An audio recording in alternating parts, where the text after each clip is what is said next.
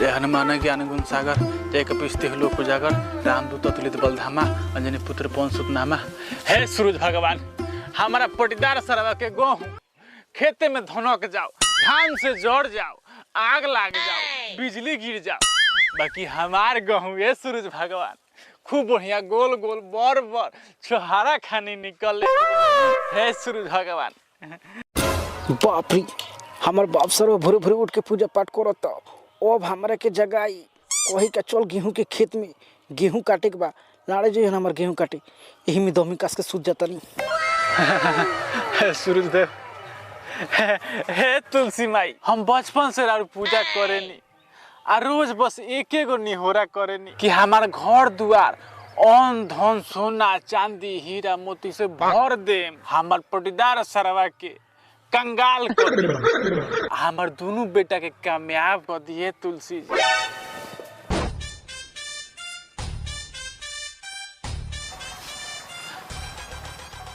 घाम है दे मुड़ी पर आ गई, 8 बज गई।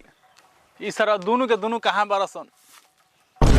करे करनवा सरवा ते अभिले सुतल बारे हैं, गहूं काटे नहीं जाए के सरवा दोनों के दोनों लइका हमरा के परेशान क के ध देले बरसन। हइये मोसरी बिगाड़ के रखले बिया कनी के। सब सरवा सन के पटीदार सन के गेहूं कटा गइल, दमरी होता, हमार सरवा ही गेहूं पड़ल बा खेत में। चुपी रोका गरिया त दिन रात लइके वसन के तनी सुतहु दियो कली के का सुते दी? तहार बहिन के तेही सब बिगाड़ के रखले बारे कनी के। सब सारा पटीदार सन गेहूं कटा गइल, हमार गेहूं एक बहिन पड़ल बा यही खेत में। एगो हई सरवा बा जो अभिले सुतल बा। आहा लइका सन के तो हम मन चढ़ल बनी आ राउर मन के चढ़ल बा, कितना फटर फटर बोलत हनी। देख लो, हम तारा से बहस करे के नहीं खिचावत। गतान बरा गइल तो चलो गेहूं काटे चलो, उठो तो।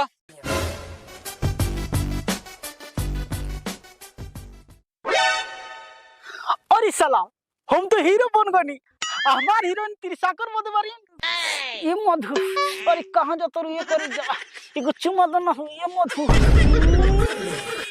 हाथ में सरवा देखई का करता है सुतला में। ए सरवा रे, ए कौन सरवा का बेटा रे? अरे बाबूजी का रे सरवा, तेरा सूत का सपना देखता रे, ओने खेत में गेहूं खराब होता, सरवा सब तार सपना निकाल दम गाड़ी में है। चल सरवा गेहूं काटे चल। हम ना दम गेहूं काटे का, तू हमरा का मरला कितना अच्छा खासा सपना देखत रहनी, कम से कम मर दे एगो चुमा ले लेवे दे तो।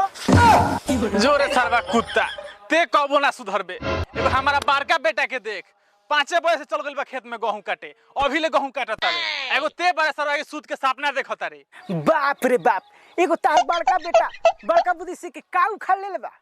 जोरे सरवा, तोरा से हम परेशान हो गइल बानी, लंगा से गंगा हरान। सरवा आज के बाद तोरा के हम कोनो काम ना करम, जो सर जोन मन करे तो। ए चलो हो गेहूं काटे चलो। घाम लागता है राजा, घाम लागता आ तू तो बाहरा में करे लहयारा। चला अब तो सब गेहूं कटा गइल, अब चलो तनी बैठ के आराम कर लियो। तो बाहरा में करे लहयारा, चैत में हमारा घाम लागता, घाम लागता है राजा, घाम लागता तू तो बाहरा में करे लहयारा। चलो ना हो तनी जल्दी जल्दी चलो। में हमारा घाम लागता। अरे बाप रे बाप, सरवा भोर से काटत काटत गाड़ फाट गइल, अभी तक ले सरवा ना भइयबे आइल आ ना बपवे आइल। सरवा मुरी पके पसेना गाड़ी में है चुवता।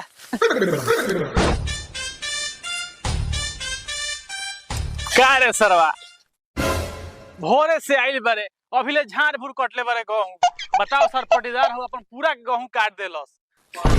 बाबूजी तन तू कम बोल, ओकरा से आके झाट ना छिलत नहीं हो, गेहूं काटत नहीं हो। ढेर जदी बोल ल तो हई भसुआ के बेतो देत रह, जगह गणिया में ढास देम। सरवा दोनों के दोनों हमार बेटा नलाई के बारसन, कब कहां का बोले के बा लूरे नहीं खे कनी के।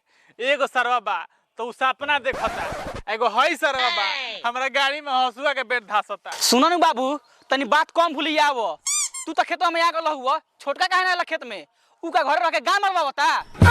रे दो गालो नतिया के बेटा गेहूं काटा तारे तक काट, काहे बाबूजी के अंगन बोलता रे देखे तारे नु नटिया धकर रेट दे। हां हां नटिया रे तू ना, ओ सरवा के तू कुछ ना बोलबू। उ सरवा दिन भर घूमत अटे आ रात भर मोबाइल चलावता आ गांठ चिया के सुतता।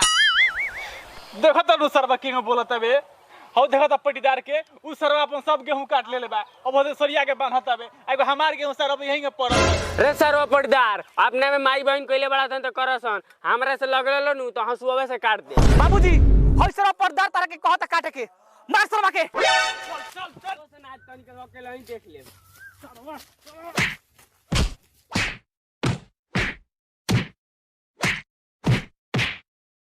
अरे बाप पटीदार सरो से झगड़ा हो गइल बा